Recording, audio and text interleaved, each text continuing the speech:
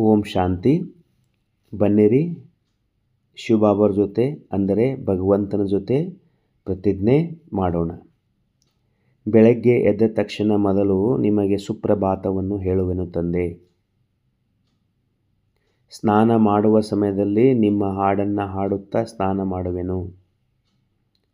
ಯಾವಾಗಲೂ ಮಾತನಾಡುವ ಸಮಯದಲ್ಲಿ ಸಮಾನದಲ್ಲಿದ್ದು ಮಾತನಾಡುವೆನು. ಯಾವಾಗಲೂ ನೀರು ಕುಡಿಯುವ ಸಮಯದಲ್ಲಿ ರೂಹಾನಿ ವೈಬ್ರೇಷನ್ ಕೊಟ್ಟು ನೀರನ್ನು ಕುಡಿಯುವೆನು. ಯಾರಿಂದಲೂ ಏನನ್ನು ಕೇಳಿದರೂ ಸಹ ವ್ಯರ್ಥದಿಂದ ಮುಕ್ತನಾಗಿ ಶುಭವನ್ನೇ ವಿಚಾರ ಮಾಡುವೆನು.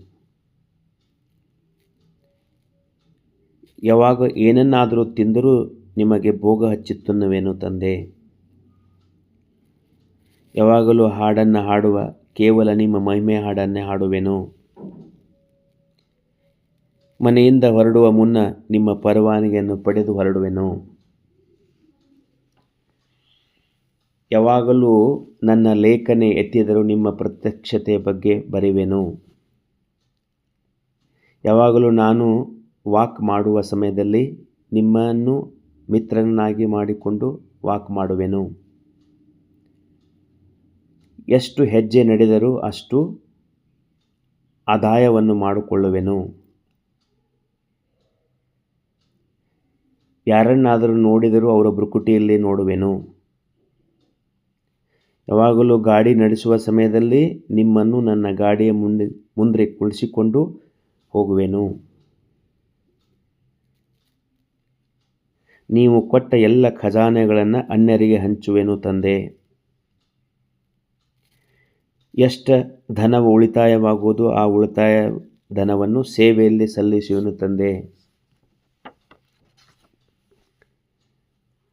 ಯಾವಾಗ ನನಗೇನಾದರೂ ಸಮಸ್ಯೆ ಬಂದರೆ ಮೊದಲು ನಿಮ್ಮನ್ನು ನೆನಪು ಮಾಡಿಕೊಂಡು ನಿಮ್ಮ ಸಲಹೆಯನ್ನು ಪಡೆಯುವೆನು ತಂದೆ.